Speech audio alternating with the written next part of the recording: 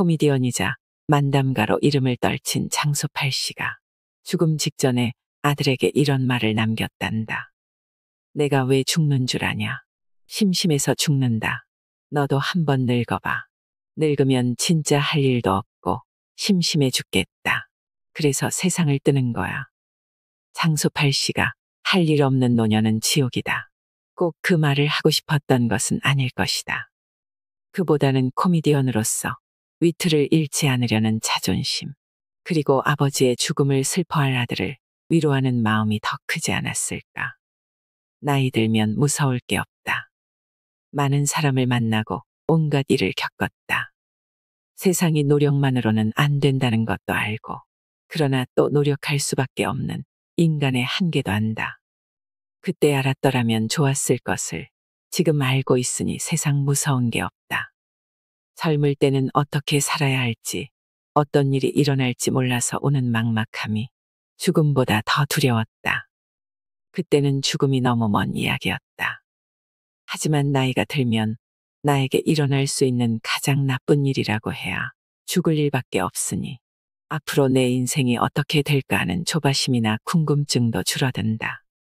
나이 들어 일상이 재미없는 것은 이 때문이다. 그래서 나이가 들수록 가장 필요한 덕목은 유머와 웃음, 관용이다. 이것이야말로 다 알고 있는 자의 여유다.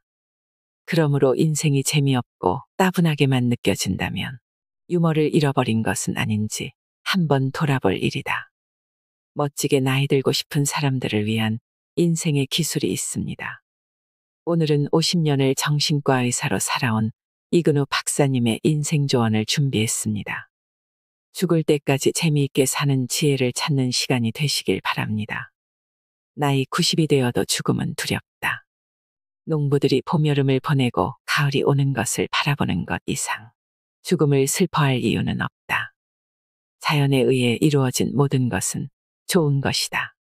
죽는 것만큼 자연의 순리에 따르는 일이 또 무엇이 있겠는가.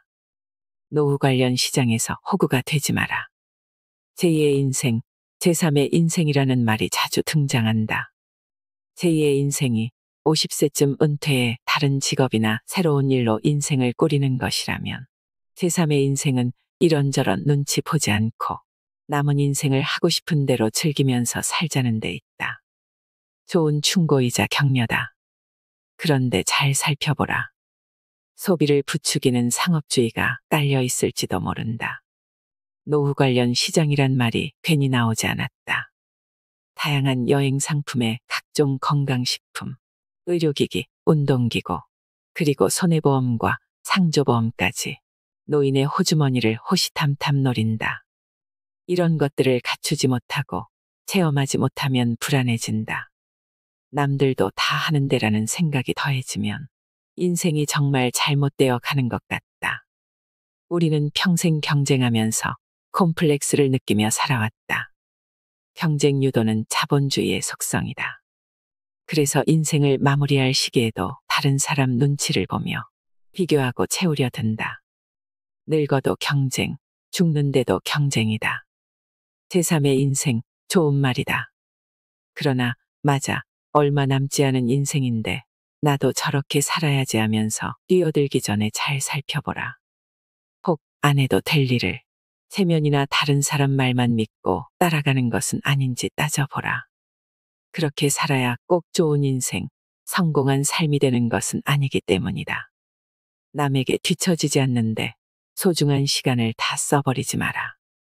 뭐든 지나치면 원치 않은 일이 벌어지듯 좋은 욕심도 지나치면 모자람만 못하다.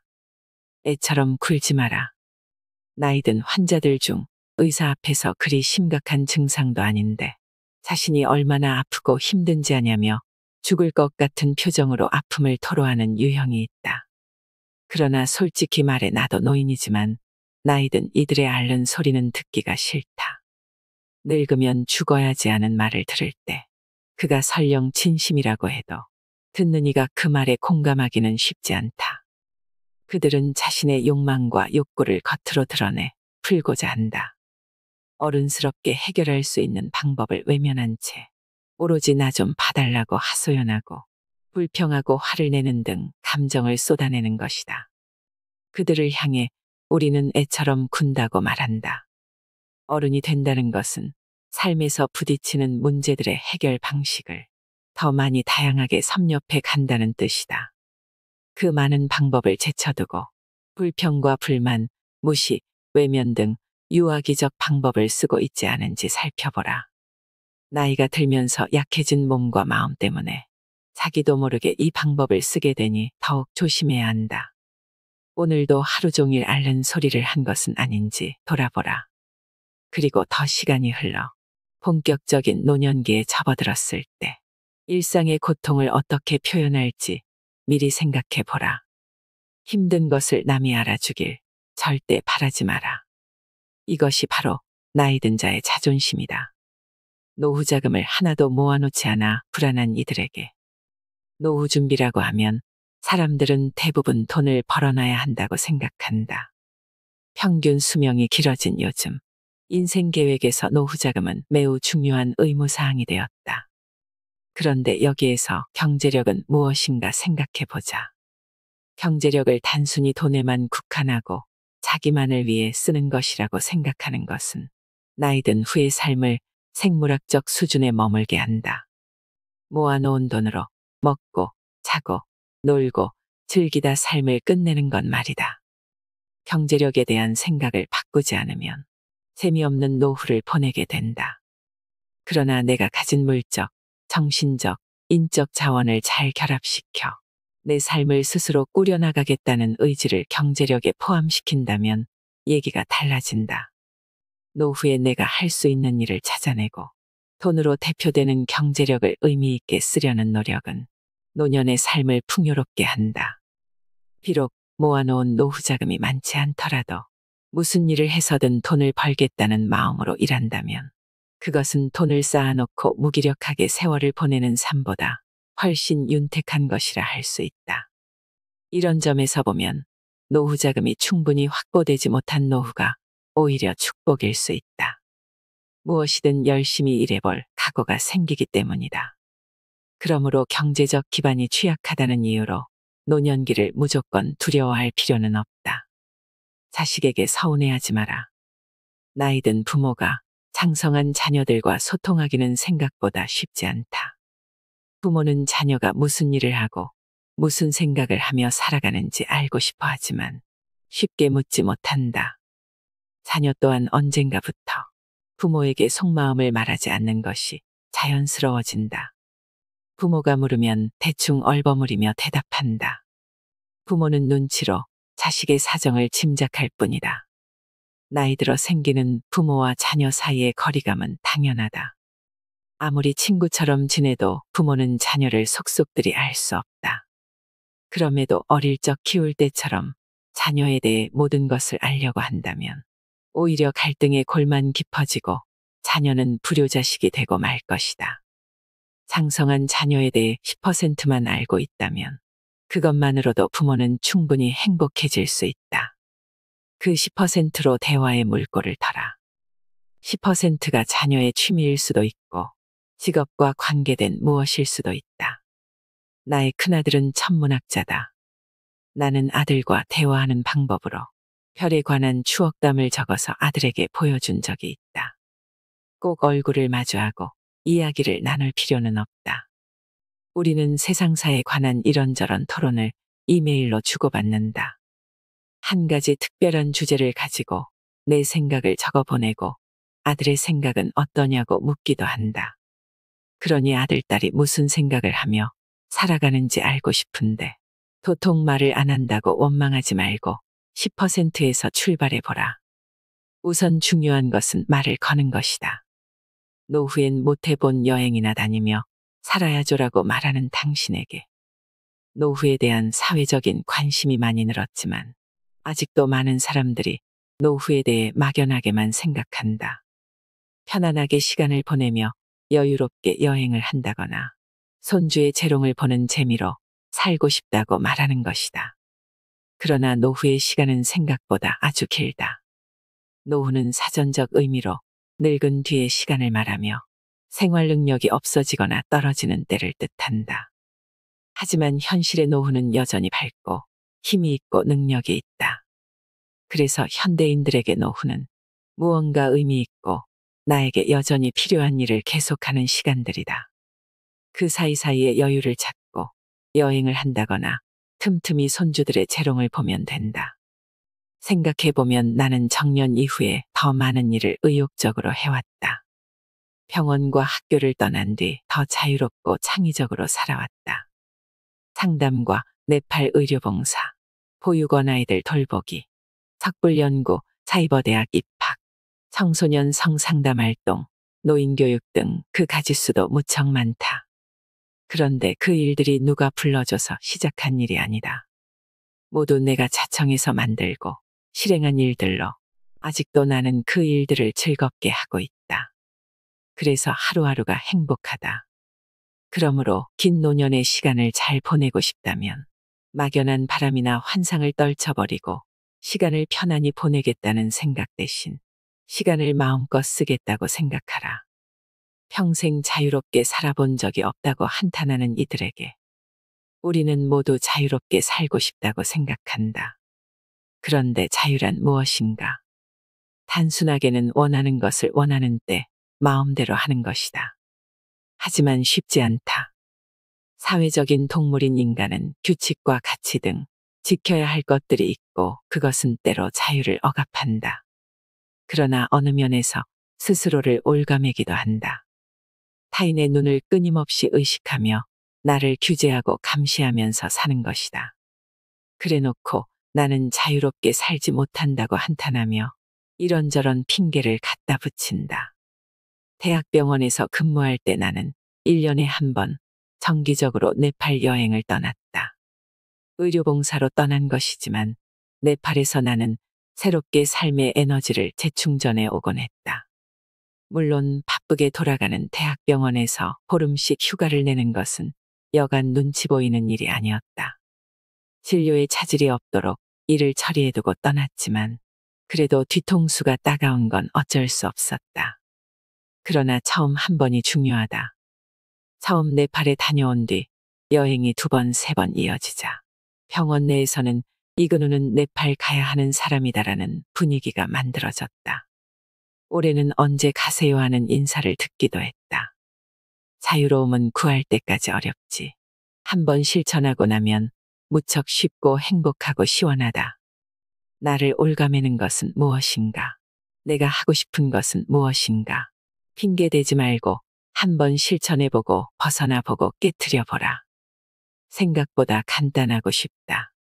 내가 자식을 어떻게 키웠는지 아냐며 억울해하는 부모에게 많은 부모들이 자식에게 쏟아부은 정성을 희생으로 여긴다.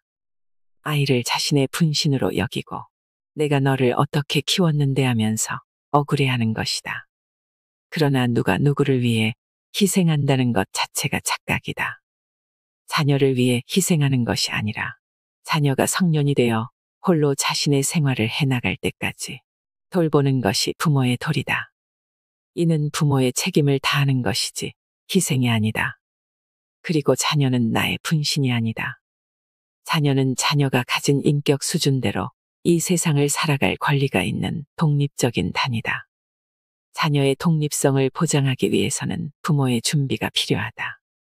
자녀가 성장해 독립적으로 자신의 삶을 가꾸게 되면 부모도 과거의 상처나 자녀를 위한 희생적인 돌봄으로부터 자유롭게 떠나와야 한다.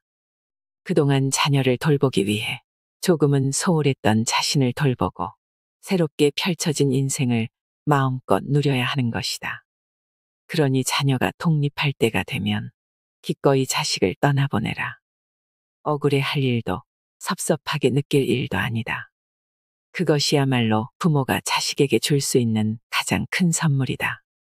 자식이 부모에게서 독립하려고 애를 쓰듯 부모도 어느 순간부터는 자식에게서 독립하는 노력을 기울여야 한다. 옛날에 내가라며 사랑을 늘어놓기 바쁜 당신에게 2007년 고려사이버대학교에 입학한 뒤 내가 전직 대학 교수이자 의사였다는 사실을 안 학생들이 나를 부담스러워했다. 먼저 나에 대한 호칭이 교수님과 박사님으로 바뀌었다. 그래서 대놓고 말했다. 나를 하구님이나 선배님 혹은 후배님으로 불러달라고. 그렇지 않으면 불러도 모른 척하겠다고. 그 뒤로는 사람들이 온라인이나 오프라인 모임에서 나를 하구님이라고 불렀다. 교수님과 박사님에서 하구님으로 강등되었을 때 나는 얼마나 기분이 좋았는지 모른다. 똑같이 배우는 입장에서 내가 박사네하고 목에 힘주고 앉아 있다면 참 우스울 것이다. 학교에서 나의 역할은 박사가 아니라 학생이니까 말이다. 나이 들수록 옛날에 내가 하면서 목에 힘이 들어가게 마련이다. 친구끼리 앉아서 옛날 회고담을 나눌 때 나도 그랬지, 너도 그랬지 하면서 이야기를 나누는 정도는 괜찮다. 그러나 세대가 다른 사람이 모인 자리에서 내가 옛날에 하면서 자랑 아닌 자랑을 늘어놓으면 보이지 않는 눈총 그리고 험담밖에 들을 게 없다. 나이 들면 젊은 세대에게 대접받으려 하기보다는 차라리 아부하는 게 좋다. 비굴하라는 말이 아니라 젊은이들의 관심사에 동참해보고 공감하려고 애쓰라는 것이다. 특히 자녀를 위한 가벼운 재롱은 꼭 필요하다. 자식에게 명령하고 당연한 듯 요구하지 말고 무슨 일이든 부탁하듯 말해야 한다. 생각해보라. 아이들이 어릴 때 부모의 마음에 들기 위해 얼마나 재롱을 떨었던가. 밉상 부리고 미운 짓 하면 회초리밖에 돌아올 것이 없다는 걸 아이들은 아주 잘 아는 것이다. 이제는 거꾸로 부모들이 성장한 자녀들에게 재롱을 떨어야 한다. 치사하다고. 자녀들과 행복하게 지내기 위해 그 정도 치사함은 참을 만하지 않는가. 다만 재롱을 점잖게 떨어야 한다. 재롱이 아닌 것처럼 재롱을 부리라는 것이다. 권위나 위엄은 버리고 서운함을 직설적으로 표현하지 않는 것. 자주 웃고 나의 자잘한 고통과 힘듦을 내색하지 않는 것. 그리고 언제나 명령이 아닌 부탁으로 대화를 풀어가는 것이다. 거기에 젊어서 하지 않던 귀여운 짓을 가끔 하면 더 좋다. 아들아, 아버지 용돈 10,000원만 주련. 배우자가 먼저 죽을까봐 걱정되는 당신에게. 여성은 보통 남편 없이 혼자 10여 년을 더 산다. 남편에게 경제력이나 생활력을 기대고 있는 여성들은 남편 없이 혼자 살아가는 생활이 어려울 것이다. 돈만 있으면 된다고 생각하는 이들도 있겠지만 인간은 적당한 스트레스가 있어야 한다. 극단적으로 심심한 불행과 불편한 행복 중 선택은 각자의 몫이겠지만 분명한 것은 나이가 들면 혼자보다 부부가 함께할 때 정서적 안정감이 높다. 서로를 향한 잔소리와 원망이 자극과 활력이 되기도 한다. 전문가들이 말하길 부부는 남편 먼저 안 보내기 작전과 아내 두고 죽기 없기 계획을 세워야 한다고 했다. 건강에 힘쓰고 생계 대비도 하며 함께 오래 살 계획을 세우라는 것이다. 백년해로라는 말이 골동품처럼 취급되는 요즘이지만 나는 평생 연분은 인간만이 만들어가는 것이며 한 사람에 대한 평생의 사랑과 봉사는 여전히 아름다운 가치라고 생각한다. 그때 나는 왜 그랬을까라며 자꾸만 후회하는 당신에게 그때 다른 선택을 했더라면 어떻게 되었을까? 그 일이 왜 나에게 일어났을까? 좀 더 참아볼 것을. 누구에게나 나쁜 과거, 아쉬운 기억, 후회가 있다. 나이가 들어갈수록 회상과 아쉬움 그리고 불만 등 기억의 가지수는 늘어간다. 우리는 곧잘 과거 속에 빠진다. 이미 지나간 것이라는 사실을 알면서도 과거는 곧잘 현실을 가로막는다. 불가에서는 지금 내가 선 자리를 꽃방석으로 만들라는 말이 있다. 과거도 미래도 보지 말고 지금을 보라는 말이다. 그럴 수만 있다면 얼마나 좋겠는가. 하지만 노력해야 한다. 과거는 우리에게 아무것도 주지 않는다. 미래도 마찬가지다. 우리는 늘 오늘을 살 뿐이다. 과거는 과거다. 살아온 시간이 길수록 몸이 바쁘지 않을수록 과거 속에 살기 쉽다. 제일 좋은 것은 과거를 잊어버리는 것이지만 완전히 잊기란 불가능하다. 그렇다면 갖고 놀아라. 과거는 심심할 때 잠깐 불러내가지고 노는 것쯤으로 생각하면 어떠한가. 긍정이란 말의 의미를 잘못 알고 있는 사람들에게 내 젊은 시절 사진을 보면 좀 강한 인상이다. 큰 키에 눈썹은 짙고 입술은 굳게 다물었다. 그런데 시간이 흐를수록 점점 부드러워지더니 이젠 흰 수염만 붙이면 영락없는 산타클로스다. 나이 들면서 찍은 사진 속에 나는 눈과 입에 늘 웃음이 묻어 있다. 긍정하고 만족하고 감사하면 자연스럽게 편안한 얼굴이 만들어진다. 누구나 아는 사실이다. 그러나 보통 긍정이라 하면 모든 걸 그대로 받아들이는 것으로 오해한다. 긍정이 나쁜 것도 무조건 좋게 받아들이라는 의미가 아니기 때문이다. 즉, 긍정은 모든 걸 좋다고 생각하는 것이 결코 아니다. 진정한 긍정은 일단 나에게 일어난 상황을 수긍하고 그 다음 해결책을 찾는 것이다. 삶이 좋은 쪽으로 흐르도록 하는 에너지다. 나에게도 늘 좋은 일만 일어나지 않을 것이라는 사실을 깨닫는 것이다. 이런 자세가 있다면 나쁜 일이라도 최악으로 흐르지 않도록 내 마음과 행동을 움직일 수 있다. 누구든 아침에 일어나면 몸이 무겁다. 습관적으로 출근 준비를 서두르고 있다면 잠깐 오늘 하루를 어떻게 보낼지 생각해 보라.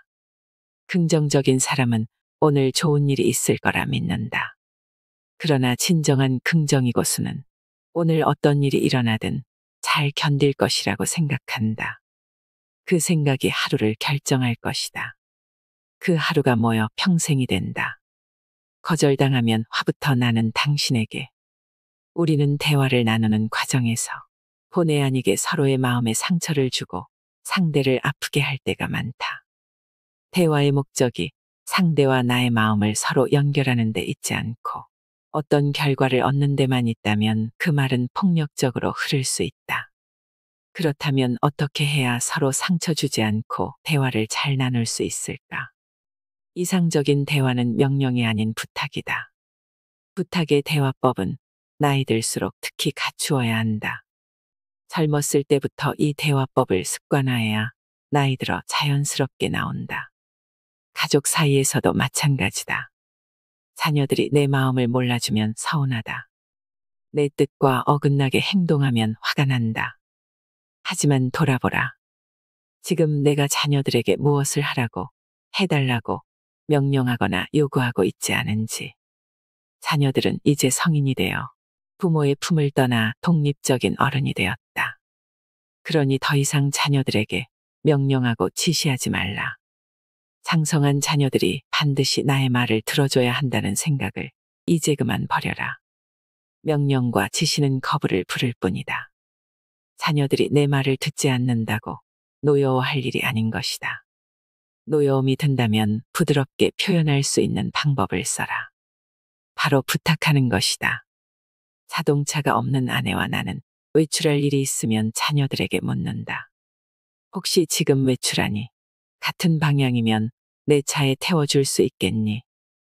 요새 부쩍 우울하다고 말하는 이들에게. 나이가 든다는 것은 한편으로 슬픈 일이다.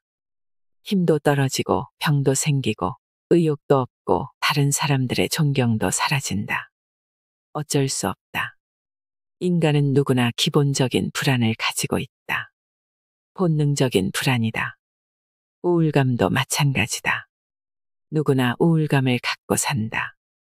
살다 보면 나를 즐겁게 만드는 것보다 슬프고 화나게 만드는 일이 더 많으니까 말이다.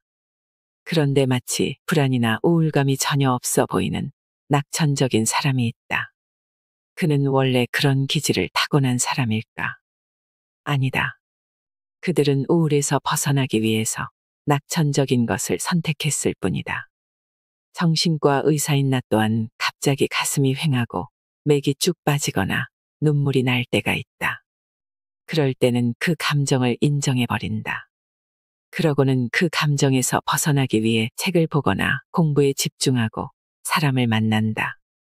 이처럼 우울하면 해법을 찾아야 한다. 나는 슬프지 않다며 슬픔을 부정하거나 왜 슬플까라는 생각에만 빠져 있으면 결코 우울에서 벗어날 수 없다. 나에게 일어나는 일들의 대부분은 나의 의지와는 상관없다. 다만 그것을 어떻게 바라보고 이해하느냐는 내 몫이다. 정신과 의사가 환자들에게 해주는 일은 해결 방법을 찾아주는 것이 아니다. 우울증으로부터 벗어나고자 하는 동기를 부여해 주는 것이다. 동기를 부여해 주면 일어나는 것은 환자의 의지에 달렸다. 우울증 극복의 첫 단추는 슬프다는 사실을 먼저 인정하는 데 있다. 은퇴 후에 나를 찾는 사람이 없으면 어쩌나 걱정하는 당신에게 나이가 들어 경제적인 노동 능력을 상실하면 마치 모든 것이 끝난 것처럼 생각하는 경향이 있다. 그러나 이제껏 나와 내 가족을 위해 살았다면 나이 들어서는 다른 이들에게 베풀면서 살아가는 것이 좋다. 물론 봉사는 젊었을 때부터 몸에 익지 않으면 당장 실천하기가 매우 어렵다. 그럼에도 내가 할 수 있는 일을 천천히 찾아보는 노력이 필요하다. 나의 경력과 연륜이 분명 필요한 곳이 있다. 70대의 류문기 씨는 양로원에서 신문 읽어주기 봉사를 해오고 있다. 눈과 귀가 어두운 노인들, 세상사에 관심을 끄는 노인들을 위해 그는 평생 목사로서 갈고 닦은 이야기 실력을 유감없이 발휘하고 있다. 버려진 현수막을 모아서 가방을 만들어 나눠주는 어느 할머니도 있다. 날마다 혼잡한 출퇴근 시간에 도로교통 수신호를 해주는 전직 택시기사 어르신도 있다. 나이가 들어 다른 사람들을 위해 베푸는 것은 아무리 하찮은 일이라도 의미가 있다. 의미 있는 노년을 꿈꾼다면 받아야 할 것들을 챙기기 전에 무엇을 해줄 수 있을까를 고민해야 한다. 직장에서 물러난 뒤 아무도 나를 찾지 않을까봐 너무 걱정하지 말자.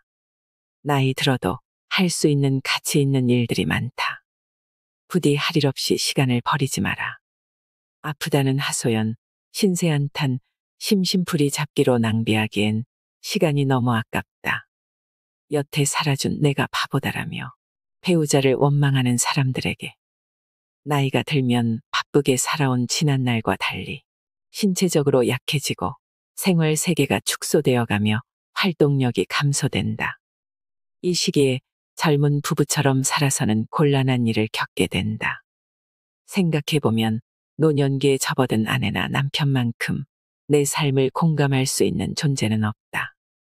부부는 오랫동안 한 집에서 아이를 낳아 키우며 비슷한 경험을 하며 살아왔다. 자녀가 모두 성장하고 나면 부부는 앞으로 남은 시간을 함께 늙어가는 동지이자 늙음이라는 현상을 즐기는 친구다. 상대가 자존심 상하지 않도록 조심하고 서로 격려하며 인정해 주어야 한다. 옛날에 왜 그랬느냐. 당신 버릇은 평생 고치지 못한다. 여태 살아준 내가 바보다 등 노년의 부부는 과거를 곱씹으며 마치 이날을 기다렸다는 듯 서로에게 상처 주기 쉽다. 그런 원망 속에 부부의 남은 삶은 과거보다 더 불행해진다. 그때 내 마음은 이랬노라. 이렇게 해주길 바랐었다는 말로 상대의 공감을 이끌고 어루만져 주어야 한다. 나이가 들면 성 역할이 달라져야 한다. 젊었을 때 남편은 바깥일을 하고 아내는 가사와 양육을 맡았다면 노년기에는 성별이 아니라 관심, 능력, 육체적인 힘 등을 따져 가사를 분담하는 것이다. 방송에서 황혼의 남편이 외출한 아내를 기다리며 빨래를 걷고 화분에 물을 주고 살을 씻어 앉히면서 말했다. 별일 아니라고 생각했는데 시간이 많이 걸리네요. 아내의 노동, 아내의 수고, 아내의 시간을 이해하게 된 남편이다. 매일 똑같은 문제로 다투는 가족 때문에 지친 당신에게 결혼 초나 지금이나 우리 부부는 똑같은 문제를 갖고 다툽니다. 달라진 게 없어요. 그 성질 어디 가나요? 그래서 한평생 내가 이렇게 고생을 하는 게 아닙니까? 어릴 때부터 도대체 부모 말은 들으려고 하지 않았다니까요. 나는 정신과 전문의로 있으면서 가족 갈등으로 힘겨워하는 사람들을 많이 만났다. 그들은 반복되는 갈등으로 화가 나고 억울하고 마음이 아프다며 하소연했다. 그런데 그들의 이야기는 되게 비슷하다. 배우자나 자녀 그리고 부모가 전혀 변하지 않았다는 것. 하지만 그 말은 곧 그 자신도 전혀 변하지 않았다는 반증이다. 왜 우리는 유행이나 기술의 변화는 쫓아가려고 애쓰면서도 가족 관계를 시대의 변화에 맞게 바꿔보려는 노력은 하지 않는 걸까?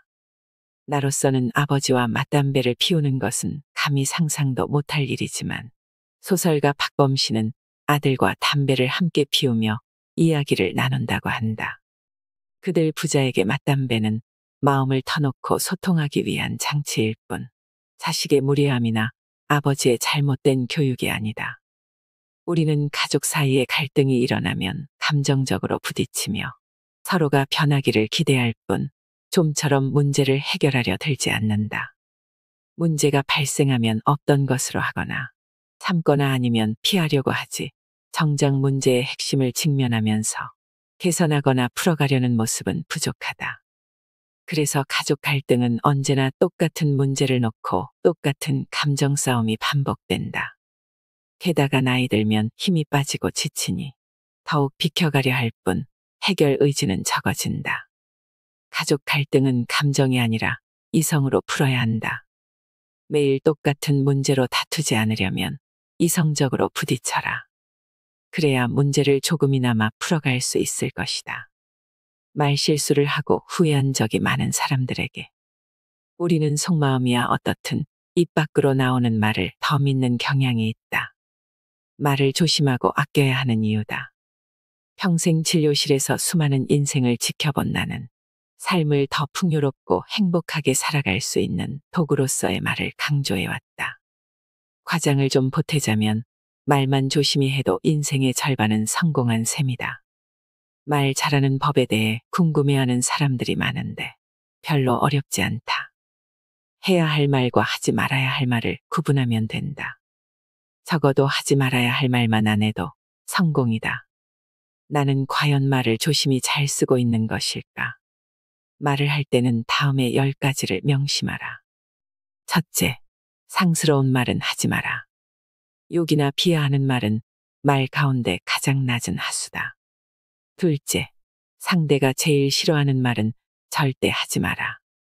누구나 정말 듣기 싫은 말이 있다. 그 말은 뇌관이다. 건드리면 폭발한다. 셋째, 남과 비교하는 말은 피하자. 3살 먹은 아이부터 80살 먹은 노인까지 남과 비교하면 정말 기분 나쁘다. 넷째, 인격을 무시하는 말로 공격하지 마라. 자존심을 건드리면 관계를 회복하기 어렵다. 두고두고 원망만 들을 뿐이다. 다섯째, 상대 가족을 헐뜯지 마라. 본질과는 아무 상관도 없는 상대의 가족은 어떤 상황에서도 건드리지 마라. 여섯째, 폭탄 선언은 제발 참아라. 우리 헤어져, 이혼하자, 사표 내야지 등 이런 이야기는 정말 마지막에 하는 말이다. 일곱째, 유머 있는 대화의 기술이 필요하다. 무슨 이야기든 심각할 필요는 없다. 여덟째, 분명한 말은 오해를 남기지 않는다. 확실한 예스와 확실한 노는 연습해야 잘할 수 있다. 아홉째, 비비꼬는 꽈배기 말은 하지 마라. 마음이 꼬여 있을 때는 침묵하는 게 낫다. 열째, 사람을 죽이는 독 있는 말도 있다. 말은 세상에서 가장 무서운 독이 되기도 하고 명약이 되기도 한다. 내가 어떤 사람인지는 평소 쓰는 말을 살펴보면 알 수 있다. 내가 얼마나 잘 살았는지, 어떤 인생을 살고 있는지 궁금하다면 지금 어떤 언어를 쓰고 있는지 살펴볼 일이다. 스스로를 못났다고 생각하는 잘난 사람에게 우리는 사회와 과정에서 스스로를 결점투성이로 보고 자신에게 비판과 비난을 퍼붓는 데 익숙하도록 훈련되어 왔다. 그래서 다른 사람에 대한 연민과 배려는 충분히 배우고 익히지만 자신에게만큼은 인색하다. 같은 일을 해도 남이 하면 실수지만 내가 하면 해서는 안 되는 큰 잘못으로 여기는 것이다. 그런데 정신분석학자 아들러의 열등감 이론에 따르면 인간은 원래 열등한 존재로 태어난다. 성장하면서 이 열등감을 극복하기 위해 노력하지만 열등감을 극복해도 또 다른 갈등에 직면한다. 이번에는 우월감을 유지해야 하는 것이다. 천신만고 끝에 획득한 우월감을 유지하는 것은 열등감을 극복할 때보다 더 큰 힘이 필요하다. 이렇듯 사람은 일생 동안 열등감과 우월감의 쳇바퀴를 돈다. 사람은 누구나 잠재 능력을 타고나지만 다른 사람과 비교해 우월한 것도 있고 열등한 것도 있다. 모든 것이 다 열등하고 모든 것이 다 우월한 경우는 없다. 아들러는 열등감을 극복하기 위해 노력하는 과정에서 인간이 발전해 나간다고 말했다. 그러나 끊임없이 부족한 것만 보고 지금까지 해온 노력은 모두 과소평가하면서 괴로워하는 사람들이 의외로 많다. 그들은 열심히 쳇바퀴를 굴러온 자신을 부정적인 시선으로만 평가하고 늘 열등한 것에만 초점을 맞춘다. 그들은 스스로를 못났다고 평가하지만 사실 속으로는 모든 면에서 충분히 잘나야 한다고 생각한다. 그러니까 모든 면에서 잘나야 하는데 그러지 못하고 모자란 부분이 있는 것을 견디지 못하는 것이다. 이제 그만 모든 걸 잘해야 한다는 생각을 훌훌 털어버려라. 모든 부분이 잘난 완벽한 사람은 이 세상에 없으니까 말이다. 다음은 자꾸만 스스로를 못난 축에 든다고 비하하는 사람들에게 주는 체크리스트다. 있는 그대로의 나를 사랑하기 위해 꼭 익혀야 할 삶의 자세이므로 천천히 하나씩 체크하며 그대로 실천해 나갔으면 좋겠다. 나는 있는 그대로의 나의 욕구를 받아들인다. 나는 내가 나인 것이 좋다. 나는 내 몸과 마음을 귀하게 여긴다. 나는 다른 사람들을 나처럼 소중하게 대한다. 나의 건강 계획을 세운다. 가장 잘 맺고 있는 관계와 안 풀리는 관계의 원인을 알고 있다. 나는 나의 감정을 잘 다스릴 수 있다. 나는 내가 좋아하고 잘하는 일을 하고 있다. 나는 돈 관리를 잘하고 있다. 늘어나는 생일초가 끔찍하기만 한 사람들에게 환갑을 치르고 난 뒤에는 1년에 한 번뿐인 생일이 자주 돌아오는 듯 느껴진다. 생일 케이크에 꽂은 초가 그득하게 빛난다. 노년에 맞이하는 생일은 아주 특별하다. 단순히 언제 태어나 얼마나 살았는지 확인하는 날이 아니다. 성년이 된 뒤 맞이하는 모든 생일이 뜻깊지만 특히 노년의 생일에는 얼마나 오래 살았느냐보다 어떻게 살아왔는지를 헤아려 보는 것이 중요하다. 왜냐하면 요즘 흔히 말하는 명구를 빌리자면 오늘은 나에게 남은 생애에서 가장 젊은 날이기 때문이다. 나이를 먹는다고 표현한다. 나이를 충분히 먹었다면 이제 내가 먹은 것에 대한 성찰이 필요하다. 어떤 것은 과잉이고 또 일부는 결핍인 것도 분명히 있다. 이렇게 생일에는 지난 삶을 정리해 볼 필요가 있다. 나의 삶, 성공과 실패, 잘한 일과 못한 일, 부족한 것, 아쉬운 것, 부끄러운 일 등 모두 꺼내서 확인해 보고 주위 사람들과 나누는 것이다. 재고 방출이라고 할까. 재고는 창고에 쌓아두면 아무 쓸모도 없지만 꺼내놓으면 필요한 사람에게 귀중한 선물이 된다. 모두에게 교훈이 되는 것도 아니고 누군가는 흠을 잡을 수도 있겠지만 지혜롭고 현명한 젊은이라면 두 귀와 마음을 열고 자신만의 보배이자 자양분으로 삼을 것이다. 생일날 많은 이들의 축하를 받고 가족 친지들이 한자리에 모인다면 이처럼 지난 삶을 정리해보면 어떨까? 그러면 늘어나는 생일초가 그리 끔찍하게 느껴지지만은 않을 것이다. 아까워서 아무것도 버리지 못하겠다는 사람들에게 내 오래된 꿈 가운데 하나는 스님들의 선방처럼 아무것도 없는 깨끗한 방을 가져보는 것이다. 선방은 스님들이 가부좌를 하고 앉아 명상하는 곳이다. 그곳에는 아무것도 없다. 오직 나를 붙들고 앉아 있을 뿐이다. 간혹 스님들의 방에 초대되어 차를 마실 일이 있으면 나는 언제나 그 텅 빈 방, 그리고 그곳을 꽉 채운 고요와 정갈함에 깊은 감동을 느꼈다. 나이가 들어서는 좀 더 자주 방을 정리한다. 하루 종일 책상을 치우고 널브러진 책을 책장에 꽂는다. 매번 이것저것 불필요한 것을 버리지만 아까운 마음이 드는 건 어쩔 수 없다. 그때마다 버릴 것은 미련이구나 하고 깨닫는다. 얼마 전에는 오랫동안 정기 구독해온 잡지들을 끊기도 했다. 눈이 안 좋아 더 이상 마음 편하게 볼 수 없기 때문이다. 시간이 나면 보리라 사둔 지가 몇 개월. 이번엔 단단히 마음을 먹고 전화를 걸어 구독을 끊겠다고 하니 월간 미술세계는 구독한 지 무려 30년 가까이 되었다고 한다. 문득 아쉬운 마음도 없지 않았다. 그러나 미안하다고 하며 끊었다. 그렇게 한 번 정리를 하고 나면 마음이 한결 후련하다. 그러나 몇 주 안 가 방은 다시 잡동사니로 가득하다. 필요한 자료를 찾다 보면 어느새 방바닥에도 책과 종이로 탑이 세워져 있다.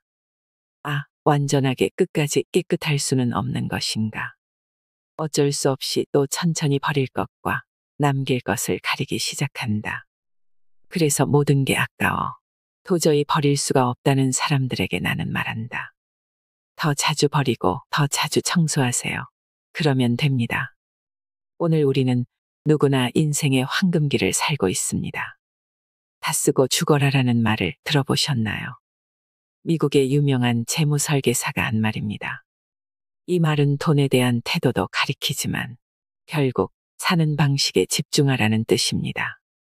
인생의 시간을 돈에 비유한다면 나에게 주어진 몫의 시간을 아낌없이 쓰고 남김없이 쓰며 노력하며 살아가야 한다는 말이지 않을까요? 인생의 시간을 아낌없이 쓴다는 것은 후회와 자책 등 부질없는 시간을 줄여 내가 할 수 있는 일, 하고 싶은 일을 더 많이 해보는 데 있을 것입니다. 삶의 정답은 없으며 스스로 만들어갈 뿐이지요. 마음은 지극히 주관적인 장소라고 합니다.